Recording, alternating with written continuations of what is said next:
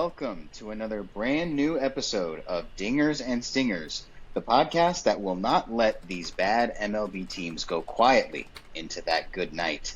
On today's episode, we are going to eulogize some bad MLB teams who have been eliminated from postseason contention as of this week. We will also swing by Fan Corner, make some predictions, share our Dingers and Stingers. It's a packed show today. I'm Dallas, that's Drew, and that's Matt. But where we will start is with teams that are still in this thing. And that takes us to the NL wild card race. Specifically, the third wild card spot in the NL, currently being occupied by the New York Mets. And so not one, not two, but three teams are threatening that third wild card position as of this week. We've had some teams come out of nowhere, some teams with a slow surge to this position. So what we're going to do is we're going to make a case for those three teams that are threatening the Mets to take that spot. The Mets' case to take that spot is that they're already in it, and if they keep winning, they will have it, and so no need to go into too much detail there. But the teams that are threatening are the San Francisco Giants. They're back 2.5 games from that. The Cincinnati Reds are back 2 games. And the Arizona Diamondbacks are currently back 1.5 games in the pole position for that third wild card overtake there. So we're going to make a case for all these teams to take that spot. And what better place to start than in San Francisco with Drew? Yeah, so the Giants have been really hot lately, basically since it was like a couple weeks ago, a tweet went out highlighting the fact that the Giants had the worst record in baseball since the Rafael Devers trade.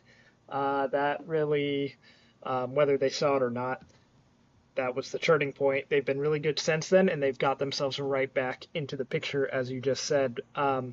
If they're going to pull this off, the path is going to be to keep doing what they're doing. Logan Webb and Robbie Ray have been great at the top of their rotation, but I want to highlight Justin Verlander, who started the season kind of famously bad. He went 0-7 with a 4.7 ERA in his first 15 starts with 67 strikeouts. And then since then, his next 11 starts since then, he has a 2.95 ERA and 58 strikeouts in less innings. So he looks kind of like vintage Verlander to an extent, like what you can, hope for from however old he is, 42-year-old Justin Verlander.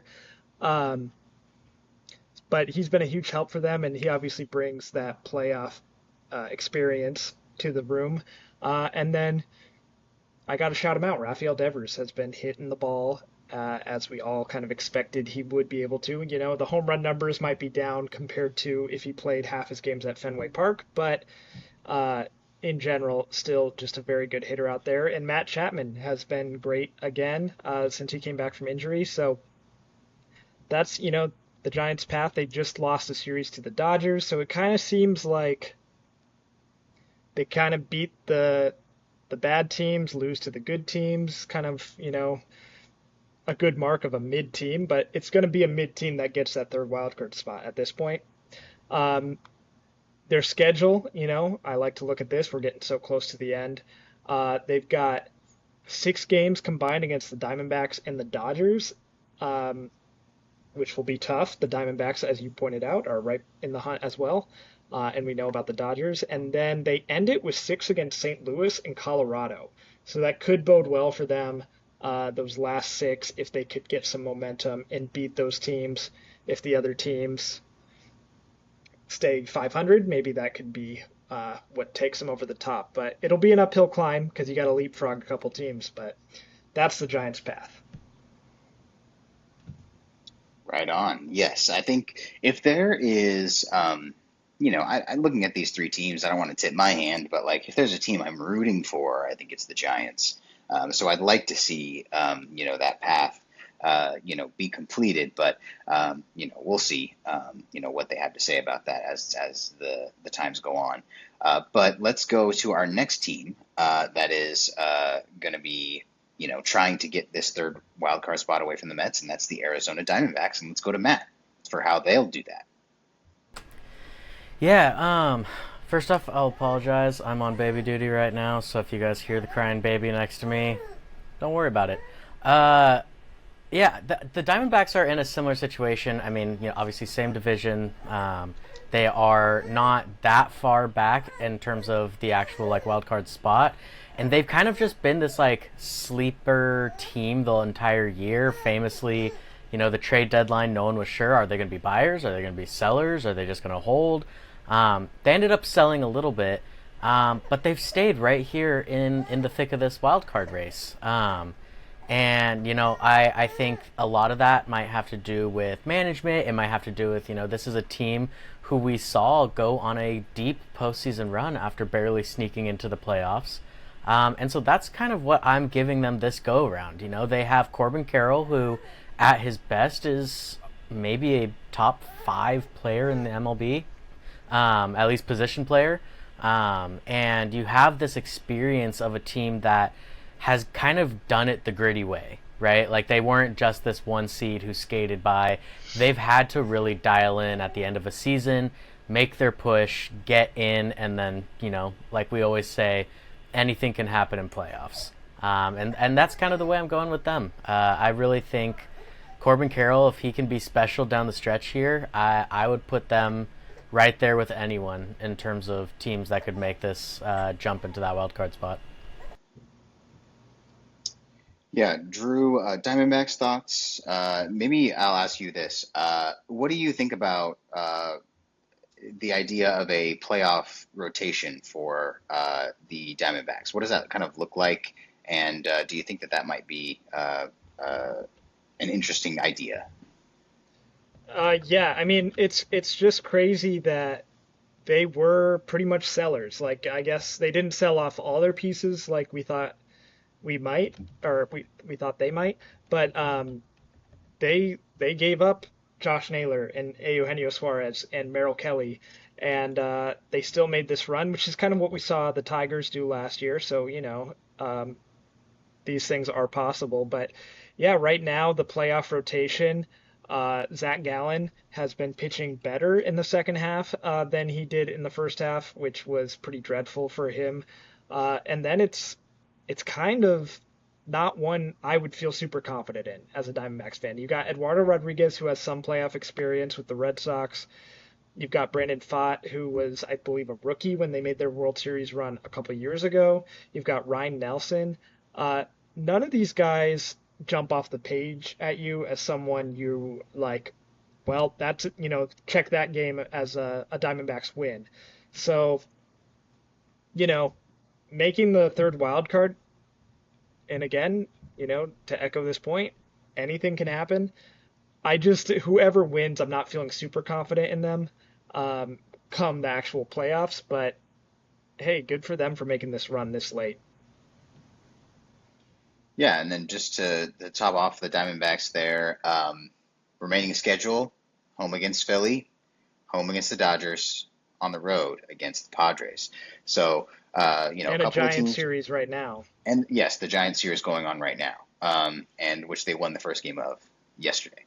And so, not the easiest road, but could see some teams that aren't playing all of their best players at some point. During that point, the Phillies locked up the division over the Hmm. weekend, so that could be possible. So Diamondbacks, we'll see if they can capitalize on some of those opportunities that they're getting. Maybe not you know, you didn't look at that last three series and say, oh, that's where they'll seal the deal. But now that we are actually there and we see the situation, could be possible. Hmm. So let's go to the final team threatening that third wild card spot, and that is the Cincinnati Reds. Back to Drew for the Reds case to take over that spot. Yeah, the Reds, what I like about them is they've got this combination of like, a lot of their best players are these young guys and not super experienced at the major league level, not a lot of playoff experience on that team. And I think that can benefit them at a time like this where it's like, what do we have to lose? Playing loose, that kind of thing. They've got that top three of the rotation with Nick Lodolo, Hunter Green, and Andrew Abbott. That's that's as good as anyone the Diamondbacks can throw out for sure, and probably matches up well with the Giants as well. Then that, of all these teams, that is a rotation that I would be like interested to see how it goes in the playoffs, because we've seen like at their best they can be really really great, but we also haven't seen it on the big stage, so who knows. I like that they have Terry Francona leading the ship there. He has been through this many times. I think that's a benefit for them. And then their remaining schedule is actually reason for, I would say, pause, because it's all divisional opponents for them, which is kind of interesting. But you've got the Cardinals, who maybe you don't have to worry about too much. I believe they should be playing like right now. Let's see if they have a score already. I'll check back on that. But they're playing the Cardinals, and then they've got the Cubs after that, and the Cubs are still fighting for their playoff positioning. And then you got the Pirates, who are going to be out of the playoffs, but they are a tough team to face right now. They beat the Red Sox in a series recently. They beat the Dodgers in a series recently. Paul Skeens is on that team. They're not necessarily going to roll over. And then you finish with the Brewers, who maybe they're resting guys, but you still don't like your chances against the Brewers on any given day. So, an uphill climb for them. A couple teams that are also in the playoff picture. So, we'll see what happens. They have the benefit of the Giants and the Diamondbacks playing each other. So, one of those teams is going to have to lose games. But, we'll see. Yeah, 2 games, though it may not seem like much at this point, it starts to become a very large mountain to climb, especially considering the other teams are still playing too. The Reds, I like the Reds. You look at the Reds leaderboards though, and it's just like Ellie De La Cruz leads the team in everything, like literally And almost everything. Not been on fire lately. Right, and he got moved to 7th in the order. Going into at least today's game, if not the series against the Cardinals. And so you look at that and you're like, man, like this kind of thing, it doesn't seem like the kind of team that can rally, but they might yet do it. And which is why, this sport, it being such a long season, it lends itself to the kind of ups and downs, and you just got to be up at the right time. And the Reds are trying to get there. And so, yeah. They are currently losing to the Cardinals 3-0 in the 8th, FYI. So, not looking good there. But at this stage of the race, the teams could, drop out of threatening for that spot at any time, losing these games. And so that's the fun part about it is, anything can change. But last thing on this subject from both of you, are the Mets still the team you don't want to see, the third wildcard spot team you don't want to see in the playoff, or is it one of these three that would be the team you don't want to see? I think if it was me, the personal bias in me, the Padres never seem to do super great playing the Diamondbacks. They seem to just be one of those teams that has our number. But I think if I was looking through, just these three, and I'll include the Mets, really the team I don't want to see is the Giants. At the end of the day, like there's just something about that park. They have some of the like big name players. They have Devers. They have guys who can really they can kind of take over a game either offensively or someone like Chapman defensively. They have a lot of guys who I think are better than maybe what their season stats say this year. And, we did really well against them, but I remember every single time we played them, that lineup just felt deeper than what it was performing at. And so, we're lucky, I guess we didn't see him on this hot streak, but I'm going to say it's the Giants, man. I don't think I'd want to see them come playoffs. And, yeah, these other teams, none of them particularly scare me, I guess is the best way to put it. Yeah, I'll say this. In all likelihood, whoever gets that third wild card is going to play the Dodgers in the first round. That's kind of the trend. That's what it seems like it will be. If that's the case, straight up, I don't like any of their chances. It's best out of three, completely at Dodger Stadium. The Dodgers can go, balls to the wall with their pitching staff. We've seen that lineup can come up big in the playoffs. That being said, like if it was any old team, despite all the how horrible they've been lately, I still probably would least like to play the Mets just because I still have it fresh in my head how magical they were last year in the playoffs, despite not being a team that seemed all that scary. And they've got Lindor and they've got Juan Soto and they've got Pete Alonso. Like these are batters that you really fear facing. And obviously these other teams have guys too, but given that it's probably going to be the Dodgers, I would say the Giants would be the team I'd least like to face because there's just that history there. Or I guess Diamondbacks too have knocked them out of the playoffs before, but like the Giants Dodgers rivalry is it's kind of lost its luster, but it was historically like the big one in this division, and I think it's due for a moment. And there's always those nerves when you're expected to win these series, and the other team, like whoever comes into LA, they've got nothing to lose. Everyone is going to expect the Dodgers to win. The Dodgers are going to be the one with the pressure on them, and I think the Giants are a wacky enough, loose enough team that maybe they could get it done. Yeah, I think it's a high time for a new generation of Dodgers and Giants fans to have some postseason reason to hate each other. I want to see. I'd love to see that. I'd love to see one of those fan bases, young fans, get radicalized by a walk-off victory for the other team in a postseason series that's only 3 games and makes everything feel big. That would be wonderful.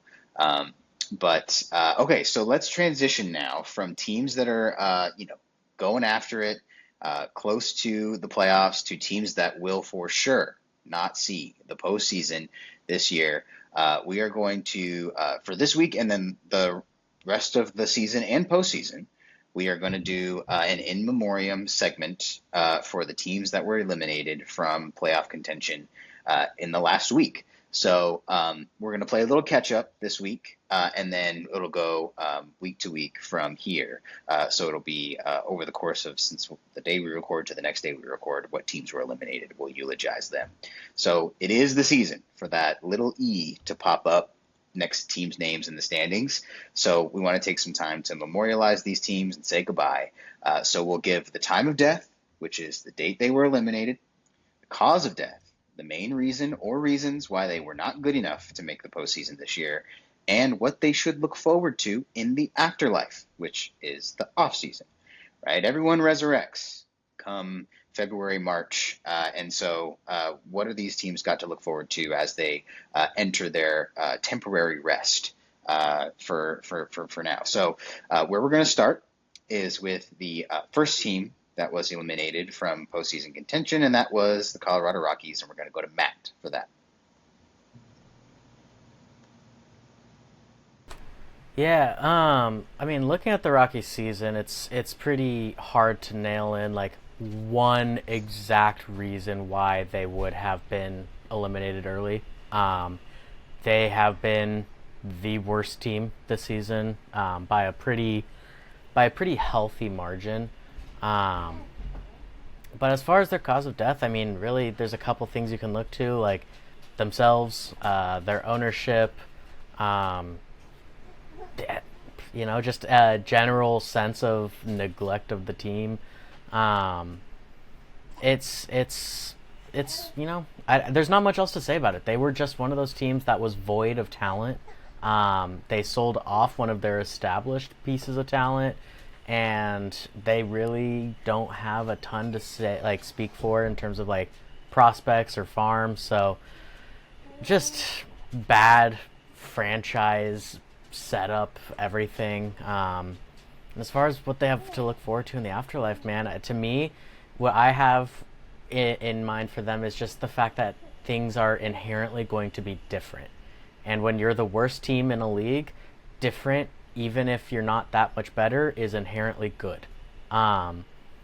love him or hate him, they fired Bud Black. They finally moved on from Bud Black. And they're gonna see, I guess, what's out there, who's available, and they're gonna who knows what 2026 holds for them. They have a very good young catcher. I believe his name's like Hunter Goodman or something Goodman. Um, but he looks solid. They have a couple guys there. Tovar's solid. Dolander had a tough season, but he was one of their higher rated prospects. So there's a few of these little things here or there that I think Rockies fans could get excited about. But overall, I mean, the afterlife is looking a little bit eternal for the Rockies as of right now. So we'll see. Yeah, so rest in peace to the Colorado Rockies. Of course, time of death was August 24th, 2025. The 2025 Colorado Rockies, we hardly knew you, truly, literally. We don't know who any of you are. But best of luck to you in the afterlife. Enjoy your temporary reward. Next team. Eliminated from contention is the Minnesota Twins, and we're going to go to Drew for the details on that. Yeah, the Twins, this is, kind of a sad one personally for me and Matt because we both picked them to win the American League Central. Clearly that did not happen. Um, they they had some of the struggles that we expected them to have, which was a lot of injuries. They have one of the more injury-prone rosters in the league, but also just they didn't get the performances they expected from multiple guys, and I think that adds up. So Buxton, I'm excluding him. He is having a really good year, has stayed pretty healthy, but like Carlos Correa before they traded him, was not having a great year. Royce Lewis, who he missed time, but when he was playing, he was just not the same player that we had come to expect. Pablo Lopez hasn't pitched very much this year. And then, of course, once the deadline came, and they weren't like horrible by the deadline, but they made a decision to sell, and they sold hard, and that was probably the team that gave up the most pieces, if I had to guess, at the trade deadline. They just cleared house basically. So whenever that happens, the last 2 months of the season, it's just going to be a lot of not much fun for Twins fans. So that was kind of the nail in the coffin, even though that was, a while ago now. That was really the big swing. But what what should they look forward to? This is a tough one because we've seen kind of the same Twins team now for several years with just kind of minor changes, and it just hasn't been enough. Even when they've made the playoffs, it hasn't been enough. And they were exploring selling the team, and then they backed out of that, similar to what the Angels did a couple years ago. And I don't think that's good news. I think they kind of needed some new life in there.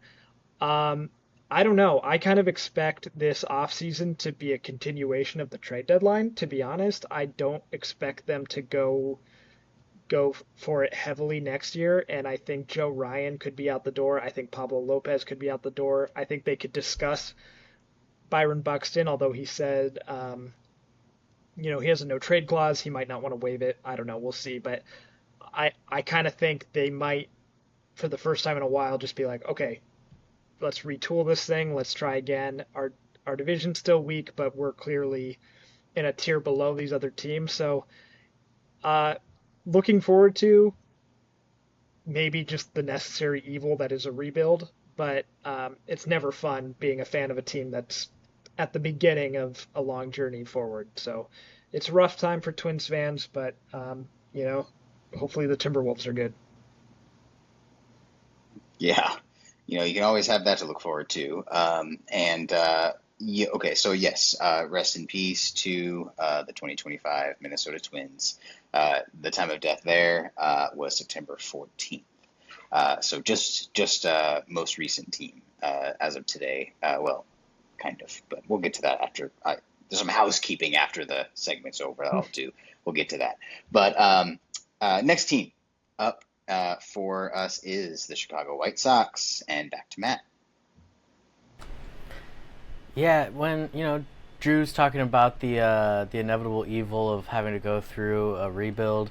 This is like the team that I think I could point towards the most. Maybe next to like the Angels, but they've kind of been almost worse at it, where they just refuse to let it go and start from the ground up. And famously they've held on to Luis Robert this whole season, and he's been the quote unquote jewel of the trade deadline for what 2 years, 3 years in a row now. And they had other talented players that have gone through Chicago, but like it just feels like they never know. They don't. There just feels like there's no direction there. They kind of just acquire players and let go of players with no real purpose. There's no intentionality to building like a competitive window, and aligning contracts and service time and all this stuff. It just feels like guys come and go. They play for the White Sox or they don't, and there's no direction to it. And it sucks, man. Like, I think Chicago, like the White Sox are a cool team. If you take a lot of the who's a part of running it out of it, I think they could be a very cool team. I don't know, man. They don't got a lot going for them as far as what they have to look forward to. I said probably there's going to be expansion teams, which means maybe they're not going to be like the standard of a bad team for much longer. Probably expansion teams will be worse than them, but who's to say? That could make it worse for them. Maybe the expansion teams come out and are instantly better. Who's to say? But yeah, it's another tough season for the White Sox. I guess glimpse of hope. Colson Montgomery looks solid. He's looked solid. He's at least aggressive and exciting. And they didn't set any new loss records this season, so that's inherently positive. Mm-hmm. And we give it up. We give it up for not being the worst ever 2 years in a row. It's just you got to take the wins where you can get them. But unfortunately, no matter how many more wins the White Sox take, they will not make the postseason. So rest in peace to the 2025 Chicago White Sox. All right, last team we're going to talk about this week is the Washington Nationals, and Drew has the details on their death. Yeah, I mean, this is plain and simple, straightforward. They played very bad this year. And I think, like some of these teams that we've just talked about, where maybe they've been reluctant to go into rebuilds and whatnot, the Nationals really haven't. I mean, when they traded Juan Soto to the Padres, however many years ago that was now, they got a massive haul. When they traded Max Scherzer and Trey Turner to the Dodgers, that was back in 21, they got a pretty big haul that, maybe hasn't totally panned out. But it just seems like year after year, despite little glimpses of guys that you think can be really good players, it just doesn't add up to a good team. I think the biggest problem is pitching. Mackenzie Gore had a pretty solid year, or I guess is having a pretty solid year, but certainly not enough for them to compete. And we saw it in the middle of the season. I'm going to say their big cause of death, and it's a chicken egg situation, but they fired their manager and they fired their GM right in the middle of the season. So that was waving the white flag right there, kind of. I mean, you could kind of, if they turned it around, then you could look at it as like that's the fire that lit the fuse. But I think it was kind of pretty obvious. They need a new direction, and that's what I think they have to look forward to. Is it's going to be a new regime.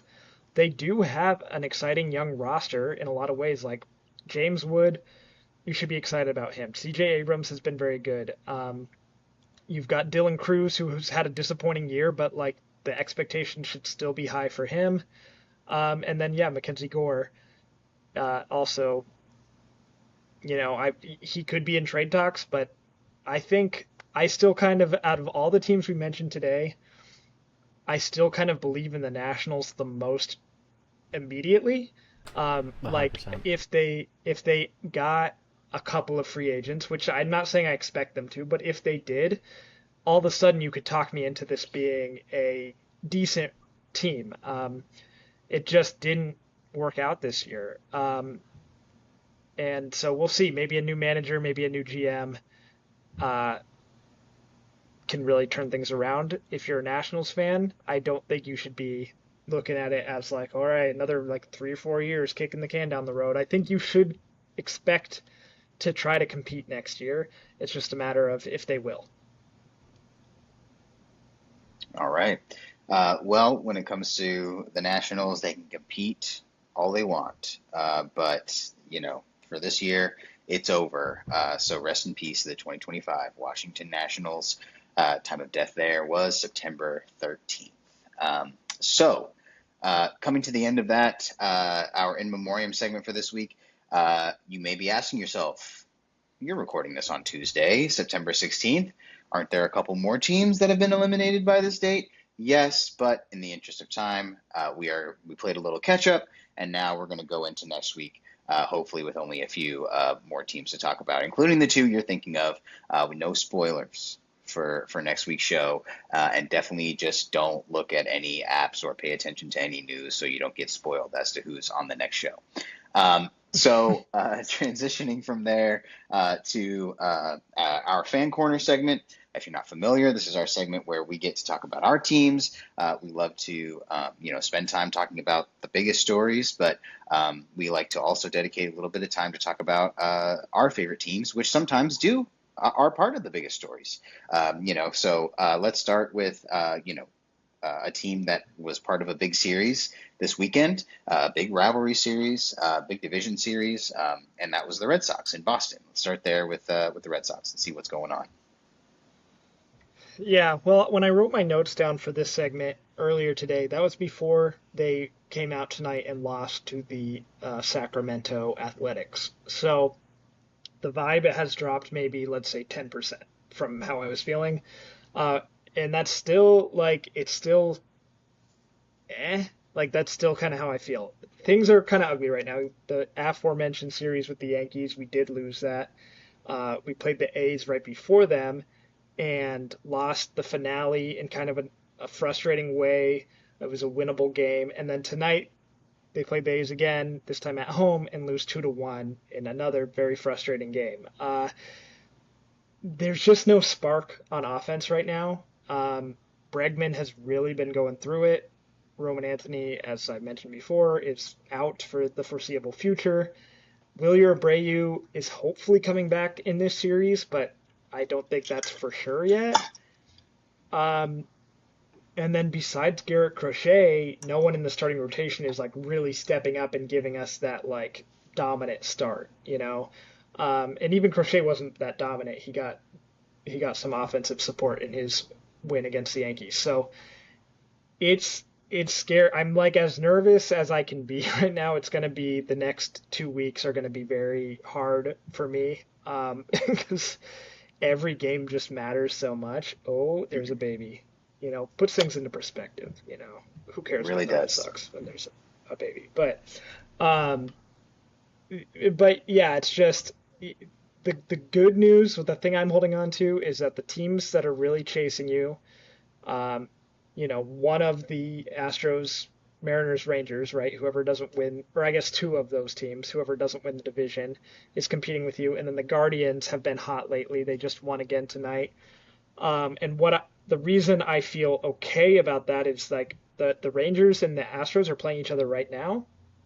And then the Mariners play one of them this weekend. So there's losses built in to, the teams you're competing with.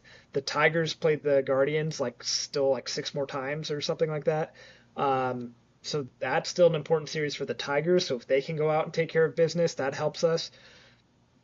But it's tough because, we have 3 against the A's, which we just lost the first one, and then 3 against Tampa, who is not good, but, they're just pesky, and they're not always a team I trust that you can beat. And then you finish in Toronto and then back home to play the Tigers, and that could matter for the Tigers. My hope is both those teams will have clinched their division and rest guys. That's my hope, and I hope the Red Sox can come out and start swinging it again. But the way it looks right now, I'm just very scared. Obviously, I'd rather be up a couple games than down a couple games and playing this way. So, you know, there's that. But I really am not filled with confidence right now that the Red Sox will be in the playoffs. And really, my expectations for this team, my hopes for this team have changed, and they change year to year. This year, after everything that we've been through, I just want to make the playoffs. I don't expect once we get there to do much. It just doesn't seem like this team really has that in them, but I just want to make it. 4 straight years without the playoffs would be our longest streak since the 80s, I believe, and that was a totally different game where way less teams made the playoffs. So uh, I just need this for morale, and I don't know if I'm going to get it. We'll see. We need someone to be a hero, and no one has stepped up yet. But there's still time for someone to step up. Yeah, I think what we want to see from the Red Sox is, you know, we want to see a team that can become a team that can take over the documentary volume from the '04 team. Because another Yeah, I don't '04 know why we're getting documentary another announced one. Yeah. today. But eventually there's going to be a team that when they make Red Sox documentaries, they'll make it about them instead of the '04 team, um, which I'd should be like good. to just say, on behalf of Red Sox fans, we didn't ask for another one. It wasn't. That's not on us. Like, I mean, I'll probably check it out because I gotta. But like, Well, I yeah, I understand what happened in 2004. I'd like to see more stories told, and I'd also like to point out something funny that happened this weekend, which is I was talking with my brother and his wife, and they're Mariners fans, mostly my brother, of course, but they both root for the Mariners, and they were talking about the Mariners, and just they're so hyped and so excited about this team, and they're going to go up to Seattle to see them, and I'm like, that's awesome. Good for you. I feel terrible about my team. And then I looked at the standings, and before today, we had the exact same record. And I'm like, how different how different can vibes feel? We're just heading in opposite directions. But if the Red Sox don't make the playoffs, or if they get knocked out early, the Mariners are definitely going to be the team I'm pulling for. yeah, absolutely, absolutely. Well, let's jump now to the Angels, just very briefly before let's sandwich the Angels with some success. So, the Angels, look, Angels fan corner from here really is going to be all about 400 watch. It'll be your update. You'll get my reaction if it happens this season. That is what Angels fans are on right now. We are on 400 watch. I was watching today's game between the Angels and the Brewers, and Mike Trout came about less than 10 feet away from 400 in like the third or fourth inning today. So I'm reasonably confident that 400 will come this year. And so, 398, 2.5 weeks out, looked like Mount Everest, but 399, 2.5 weeks out looks like a surmountable task. So I'd love to see that happen this year to close the year out on a high note. Zach Neto's season ended today, which he was like really gunning for like a 30-30, and that won't happen now, which is kind of a bummer. He'll finish shy on the homers, and so it's one of those things where some guys, when they get hurt, you just got to make the choice to shut them down. When you're out of it, get ready for the off season so he can get back healthy next year. I guess it was like he got hit by a pitch in the Dodgers series, and he's been like trying to play through something that's like a little bit minor, but has been bothering him recently. So they shut him down, they put him on the IL, so he's done for the year. But Angels fans, what else are we watching for? It's September call-up season, so not that there's much to be thrilled about from the guys who haven't already made their MLB debuts this year. We're not waiting for Christian Moore. We're not waiting for Caden Dana. They had already before this time made their debuts this year. So we'll see who they've got, who they're going to bring up over the course of the next couple weeks, and check them out. But Logan O'Hoppe returned from IL today, so he's going to try to close the season strong. I think, again, no spoilers for next week's In Memoriam segment, but we'll talk a little bit about the Angels next week in a different segment other than Fan Corner for maybe the first time since like April or whenever, so it'll be fun. But yeah, that's what Angels are on right now. We're watching for these call-ups and we're watching for 400. That's what we're watching for. So on to San Diego and the Padres for a look over into what's going on in Padres land. Yeah, we're in weirdly like an identical scenario to the Red Sox. Like listening to what you were saying, it's like we are a team in a fairly good position, a desirable position, all things considered. And yet just there's this lack of confidence and like a lack of consistency, seemingly both offensively and defensively, or pitching wise at least. And it's just weird, it feels like it doesn't matter who we're playing. It was the Rockies series, it's the Reds, it's the Mets, like it's all these teams, all these vast categories of quality of team. And every single series we go out and it seems like we just get absolutely shelled by like one or two of the days, and then we have a really great game. And there's just no consistency, and yet I look up and we're only a couple games behind the Dodgers, and we're like solidly in possession of the second wild card spot. And it's just this weird, the vibes feel awful in my opinion as a Padres fan right now. And yet maybe that's selfish mentality because we're in such a good position and we still have good, talented players. So I don't know. It's weird. Our magic number last I saw was that we needed 6 wins to lock in playoffs for sure. But like our playoff percentage thing was like 98% that we're going to make playoffs. So it's it's like I said last time on our last MLB episode, like all I care about right now is just making it to playoffs and not having anyone get hurt these last few weeks. That's really it. So yeah, Padres we're in a weird spot too, but still good, I guess. From the outside looking in, still good. Still doing all right. A 98% playoff percentage. We like to see that. Hopefully we will have our teams well represented in the postseason, but I guess only time will tell. So looking forward to the last couple weeks here. It's going to be really fun to follow our team specifically because there's something a little exciting for everybody, including even the Angels. But let's go now to our segment Locked In, which is where we make some predictions and we lock those in for the next week of play. So we'll start again with Drew and first go over your prediction from the last week and then talk about your prediction for this week. Yeah, my prediction from last week was that a new team would enter the playoff picture for the first time in a long time. I was thinking, one of the last wildcard spots, either in the AL or the NL, would swap. That did not happen. The Mets took care of business enough.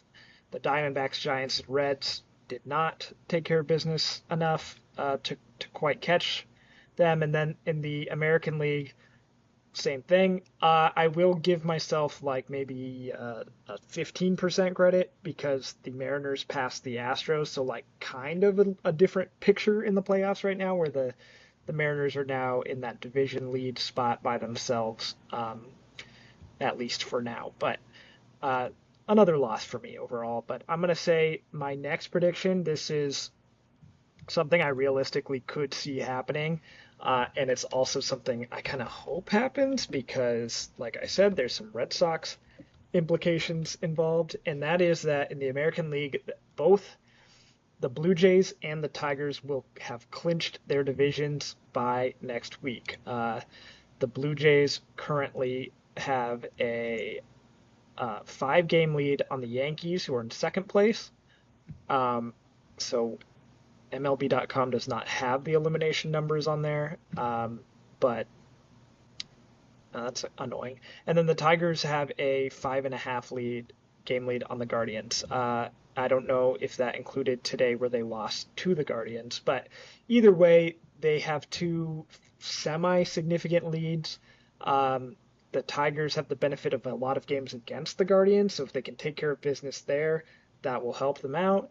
And the Yankees and Red Sox have both not been playing inspiring baseball lately, and the Blue Jays really have. So if the Blue Jays just keep winning, they could have it locked up in a week for sure. And then it's just a matter of who's going to be the top seed in the American League. But I predict that they will both. There will be no drama in those divisions come next week. Yeah, and you mentioned taking the half win because Seattle jumped over Houston. Shout out to the Angels for their contribution to that 4-game series over in Seattle last weekend, and they were mopped by Seattle all 4 games going to the Mariners. They weren't necessarily all easy wins, but the last one was for sure. Mariners are about to win their 10th in a row. It's they're 2 outs away and they have a 5-run lead in the 9th. So, or no, they're it is 3. It's not the bottom of the 9th yet. My bad. But it is the 9th inning there. So if they win that, that's 10 in a row for them. 10 in a row. Talk about hot at the right time. But we'll keep our eye on the Tigers and the Blue Jays this week to see what they do. So next we're going to go to Matt for his last show's prediction review, and then this week the prediction for the next week. So what you got for us?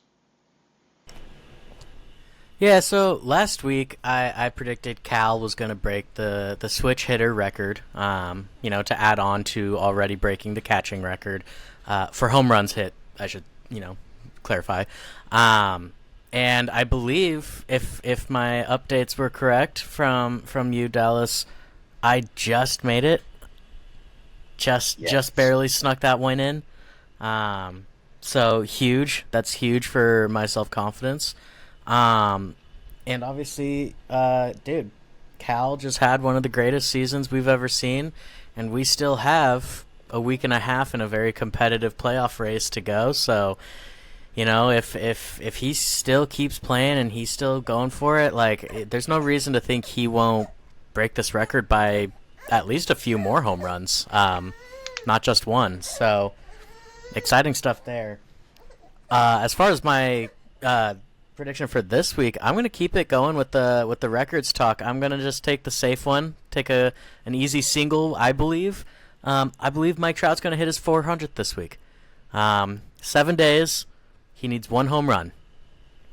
That's all I'm asking. I just want an easy dub to finish up this regular season predictions here. It's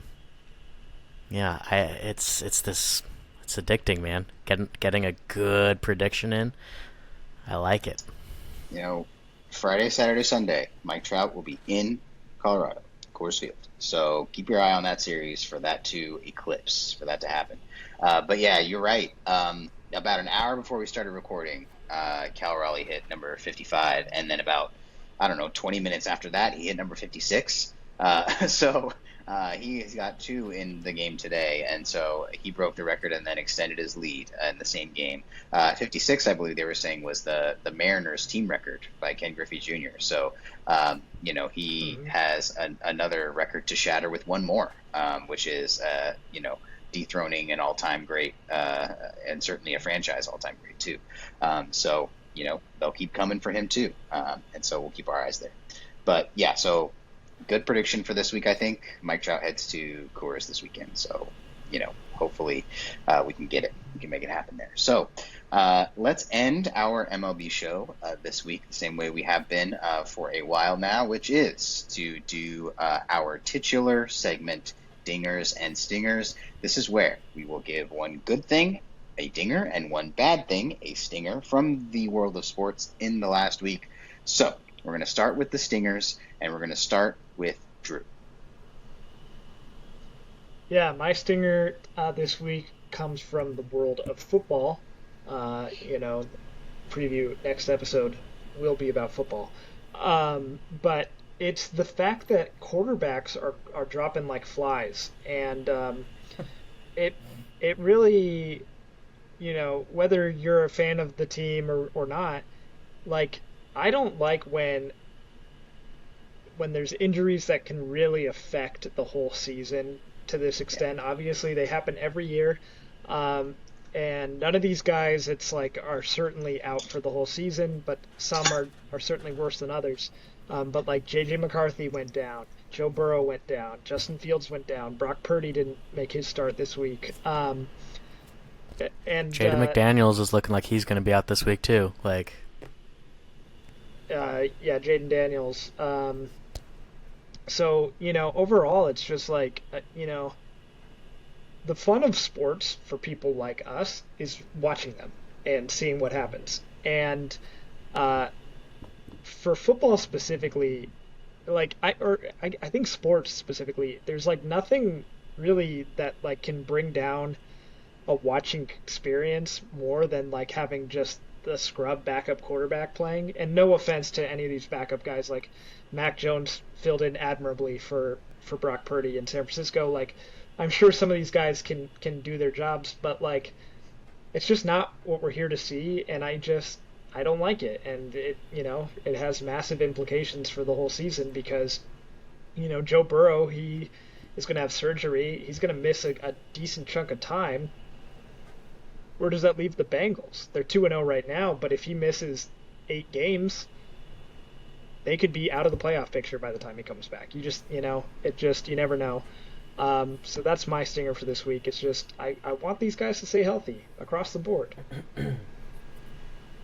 Yeah, and especially this early, right? Like, I mean, it's one thing to have, 3 or 4 quarterbacks go down over the course of a couple weeks in November, December, teams that are already maybe out of it or whatever. But like week 2, I mean, to have all these quarterbacks go down at least for, a couple weeks to, in Burrow's case, a few months, is like, man, that's brutal. Like, you can't, for those fan bases who like they're still basking in the excitement of the season starting. And then, with the whiplash of getting hit with the most important player on your team, not being able to suit up, it's a real bummer. It's for sure. So, we'll keep our eye on the quarterback situation in the NFL. We'll see if any more quarterbacks, hopefully everyone else can stay healthy and these guys can come back, because a lot of these teams, to be honest, they're going to be on national TV a lot. And so we'd love for these quarterbacks to come back and make some of these games look a little nicer than they do today. So that being said, let's go to Matt for your stinger for the week and see what you got for us. yeah, I kind of also leaned into the football from this week's stinger, but I just, I remember sitting there during the Chargers-Raiders game, and I looked over at my wife, Kristen, and I was just like, this has been going on too long. Like, I love football. I watch too much football, and even, it was like 9:30, and it was like 8 minutes left in the, this gritty run heavy game, and I was just like, this was too much for a Monday night, man. Like, I can understand, ESPN wants more airtime. They want to, have more games on Monday, whatever. But like, save that for Sunday, man. Sunday is for binging football. Like, that's when I want to sit and just rot in my house and watch football all day. I have Red Zone with its 15-second ads playing for 7 hours, and then Sunday Night Football. Like, that's what I want. I don't like this doubleheader, 6 hours on a Monday night followed by, it's too much. So that's my stinger this week. Monday night made me tired and sleepy, and think about the kids. Think about the kids on the East Coast. What's a young boy growing up on the East Coast to do when, your favorite team potentially starts at 10 p.m. on a school night? 10 p.m. on a school night? My bedtime was 9 p.m. Like, growing up, my bedtime was 9 p.m. I would not have been watching any of those games. So, I feel empathy for the East Coast children this week. I'm looking, while we were talking, I'm looking to see, I wanted to confirm something, and I was right to think this. There are, I believe, 3 more Monday Night Football doubleheaders to come this year. The good news is that only one of them is a 4 o'clock, 7 o'clock Pacific start time. The others are a 4:15 and a 5:15 start time. So you can at least, dual screen those and you'll be out in time. But so the Monday night doubleheader will continue despite our best protests. But at least they fixed the time slot part of it for most of them. All right, so let's end with the good here, as we always do, and let's go to dingers for the week and go back to Drew. What you got? Yeah, my dinger for this week is, despite all the struggles with the Red Sox, with their win on Sunday night against the Yankees, clinched for the first time in 4 years a winning record for the season. So they will not be 500. They will not be below 500. And, I could, frame this as kind of a stinger and be like, well, that's a pretty sad thing to celebrate. I used to celebrate World Series titles, but I got to take what I can get. And I mean, it's been such an up and down year. So much crazy stuff has happened with the Red Sox. At this point, I'm very excited for the playoffs this year, in general, not for the Red Sox, but just in general, because I think it's so wide open, and I'm excited to see it. But I'm really looking forward to getting through this year and seeing what the offseason has in store and seeing what next year's team can be, and hopefully be a more regular lineup and less injuries and less drama. But for now, I'll take getting back to 500, and hopefully next week we'll be feeling better about a playoff spot, and we'll go from there. But I'm going to celebrate the victories where I can get them. Absolutely. And you know what? Again, from an outsider perspective, from my perspective, a winning season is nothing to not celebrate. I'll tell you that. It's always fun. All right, let's end with Matt's dinger for the week and go with that. Dallas, when was the Angels' last winning season? 82 or more wins. 14? 14. It had to be. That was their last playoffs. The last year they made the playoffs was 2014. So I assume that was the last year they had a winning record. Yeah, I assume, because that was the last time they made the playoffs. Yeah. And that was the year they won. For those of you unaware, that is the semester me and Drew met. Yeah, that is 11 years ago. They were also over 500 in 2015. They just didn't make the playoffs. There you go. So but that's 10 the last years. Time. 10 years. The semester Drew and I met. How about that? So we'll take look at that. But yeah, it's been a long time. But we're ending with the good. So what do you have that's a dinger for the week? Yes, sir. My dinger is a true dinger of dingers. I'm celebrating Cal Raleigh and his record. I just think it's cool, man. As I said, there's so many times when season stats and stuff I don't know. It's not often I think you see a guy really just going for the throat on so many different records like this. He went for the catching record, great, beat that. He went for the switch hitting record, great, beat that. Apparently going for Griffey's record, is going to beat that. It's cool seeing true historic performance. And I think a lot of times it gets washed away in just the narratives of a season. And I don't want that for Big Dumper here. I want to celebrate this dude literally is breaking records left and right, at the end of this season here. Appreciate what we're watching, even if the Mariners don't go and win a World Series, appreciate the season we just watched from Cal, because odds are probably not happening again for a good long while, maybe a couple generations or so, because he's beaten so many records and now has set the record so high. Who's the next catcher that's going to start approaching 60 home runs? It'll be him next year. That's the only... maybe. Odds are probably not.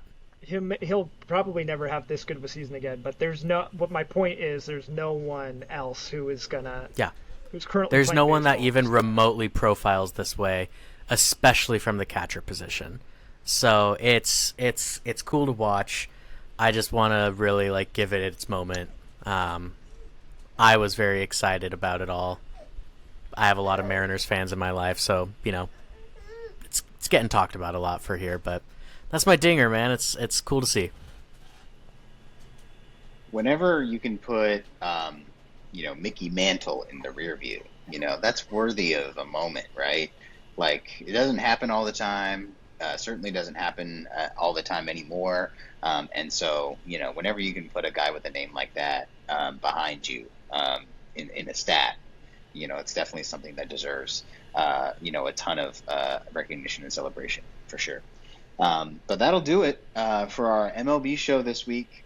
So what we want to hear from you, we want to hear from you. So hit the comments with your dinger and stinger from the week in sports. Let us know which team you think has the best shot to unseat the Mets in the National League. We'd love to hear your thoughts on that. And make sure you check out our NFL episode coming out this week as well. As you may not be aware, we drop 2 episodes a week. One of them is for MLB and the other is for NFL. And now that NFL season is in full swing, want to do an extra plug for those episodes. Follow us on Instagram at Dingers and Stingers. Subscribe here on YouTube. And let us know that you are listening and watching that way. But until our next episode, take care and we'll see you soon. Goodbye.